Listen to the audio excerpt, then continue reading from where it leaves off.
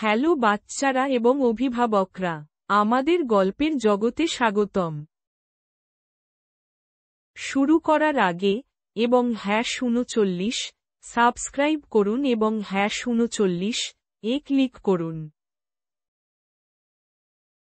আমাদের নতুন গল্পগুলি মিস না করার জন্য ঘন্টাটি ট্যাপ করুন।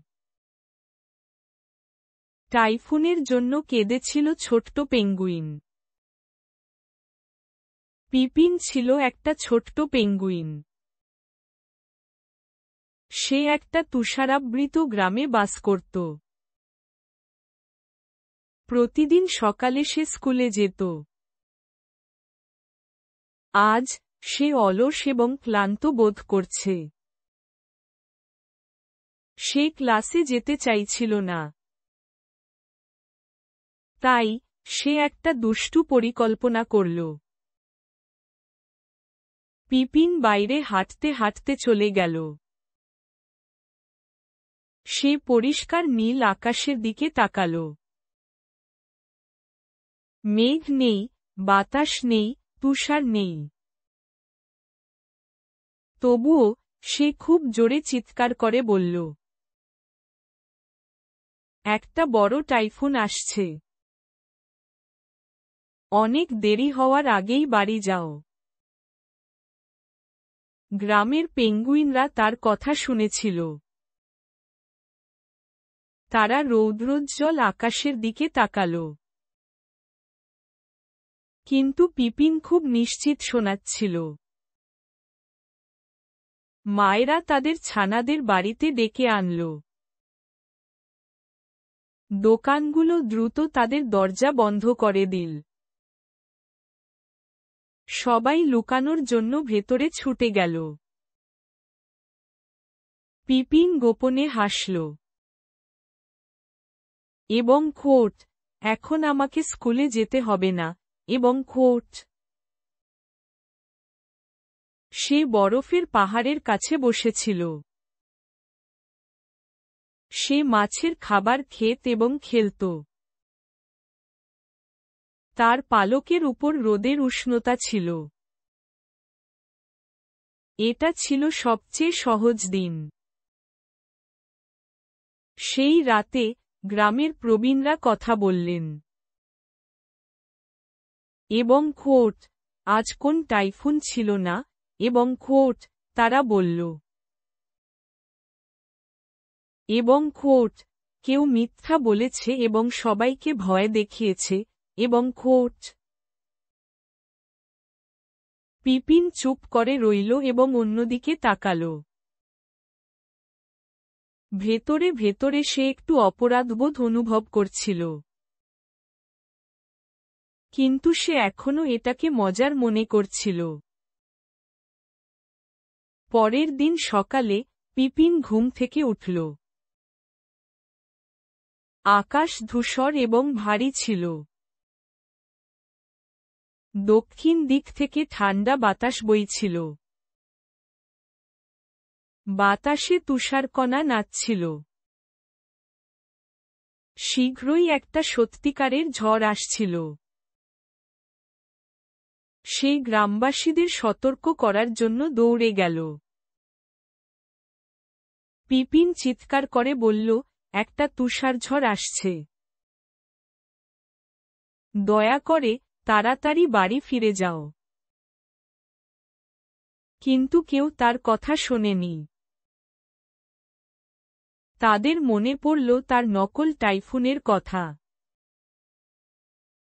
এবং খোট, পিপিন আবার মজা করছে, এবং খোট, তারা বলল। তারা মাছ ধরতে থাকল এবং বাইরে খেলা করতে থাকল। তুষার আরো জোরে পড়ল। বাতাস গর্জন করতে লাগল। বরফের ধুলো তাদের চোখে ঢুকে পড়ল। গ্রামের পথগুলো অদৃশ্য হয়ে গেল। পিপিন তার বুকের মধ্যে আতঙ্কের অনুভূতি অনুভব করল। এবং খোট, দয়া করে এবার বিশ্বাস করো, এবং খোট, সে চিৎকার করে বলল। অবশেষে কয়েকজন বন্ধু তার পিছু পিছু এলো। কিন্তু অনেকেই পিছনে রয়ে গেল। শীঘ্রই ঝড়টি খুব শক্তিশালী হয়ে উঠল। বাইরের লোকেরা পথ খুঁজে পেল না। তুষার দ্রুত তাদের পায়ের ছাপ ঢেকে ফেলল। তারা হিমশীতল বাতাসে আটকা পড়েছিল। পিপিনের হৃদস্পন্দন কেঁপে উঠল। সে দড়ি এবং লণ্ঠন সংগ্রহ করল। তিনি সাহায্যের জন্য প্রবীণদের ডাকলেন। একসাথে তারা ঝড়ের মধ্যে চলে গেল। তারা হারিয়ে যাওয়া পেঙ্গুইনদের টেনে নিয়ে গেল এবং পথ দেখাল। একে একে তারা তাদের বাড়িতে নিয়ে এলো। উদ্ধার কাজে অনেক ঘন্টা সময় লেগেছিল। সবাই ক্লান্ত এবং ঠান্ডা ছিল। কারো কারো পালকে তুষার জমেছিল। পিপিন তাদের গরম মাছের স্যুপ দিল। গ্রামবাসীরা আগুনের পাশে বসেছিল। ধীরে ধীরে তারা আবার হাসতে শুরু করল। সেই রাতে পিপিন ঘুমাতে পারেনি। সে যা করেছে তা নিয়ে ভাবল। তার মিথ্যাচার তার বন্ধুদের প্রায় আঘাত করেছিল।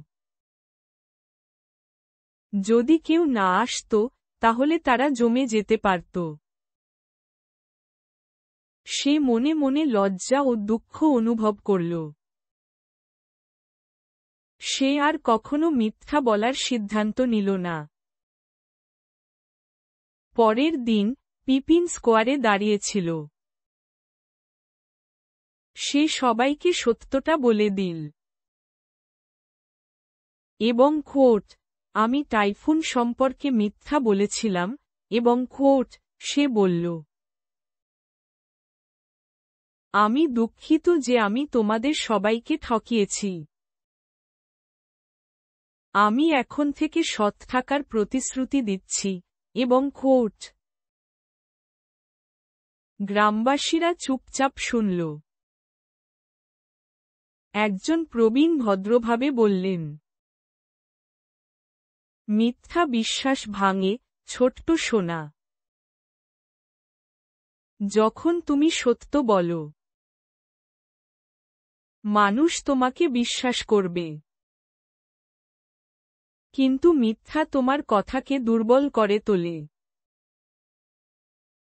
তোমার কণ্ঠস্বরের ব্যাপারে সাবধান থেকো, এবং সেই দিন থেকে পিপিন বদলে গেল। সে প্রতিদিন সকালে স্কুলে যেত। সে তার বন্ধুদের কাজে সাহায্য করত। বিপদ দেখলেই তিনি স্পষ্টভাবে কথা বলতেন। গ্রামবাসীরা আবার তাকে বিশ্বাস করতে শুরু করে। সময় লেগেছে, কিন্তু এটা মূল্যবান ছিল। শীতের ঝড় তখনও আসত আর যেত। কিন্তু এখন পিপিন সবসময় প্রস্তুত ছিল। সে আকাশের চিহ্ন পড়তে শিখেছিল। তিনি খাবার এবং আশ্রয় প্রস্তুত করতে সাহায্য করেছিলেন। তার সাথে গ্রামটি আরও নিরাপদ বোধ করত। পিপিন তার সততার জন্য গর্বিত বোধ করলেন। মাঝে মাঝে ছোট পেঙ্গুইনরা তাকে জিজ্ঞাসা করত, এবং কেন আমাদের সবসময় সত্য বলতে হবে, এবং পিপিন হেসে বলত, সত্য বন্ধুদের নিরাপদ এবং ঘনিষ্ঠ রাখে। একটি মিথ্যা কথা তাদেরকে তুষারে হারিয়ে যেতে পারে। আমি এটা কঠিনভাবে শিখেছি, এবং কোট। এক রৌদ্রোজ্জ্বল দিন। পিপিন অনেক দূরে মেঘ দেখতে পেল। সে সাথে সাথে গ্রামবাসীদের সতর্ক করে দিল। এবার সবাই শুনল। যখন ঝড় আঘাত হানে, তখন তারা নিরাপদ ছিল। ট্রাস্ট তুষারাবৃত গ্রামে ফিরে এসেছিল। গল্পের অর্থ: মিথ্যা কথা মানুষকে আপনার উপর বিশ্বাস করা বন্ধ করে দিতে পারে। যখন তুমি সত্য বলো, মানুষ নিরাপদ এবং সুখী হতে পারে। বিশ্বাস ধীরে ধীরে তৈরি হয় কিন্তু দ্রুত ভেঙে যেতে পারে। অভিভাবকদের প্রশ্ন: আসল ঝড়ের সময় কেন কেউ পিপিনকে বিশ্বাস করেনি? পিপিন কিভাবে গ্রামবাসীদের আস্থা ফিরে পেলেন? শিশুদের প্রশ্ন: পিপিন টাইফুন সম্পর্কে মিথ্যা বলল কেন? আসল ঝড়টি কেমন দেখাচ্ছিল এবং কেমন লাগছিল? মিথ্যা বলা কেন খারাপ? ভুল করার পর আমরা কিভাবে সবকিছু ঠিক করতে পারি? যদি কেউ তোমাকে বিশ্বাস না করত, তাহলে তুমি কি করত?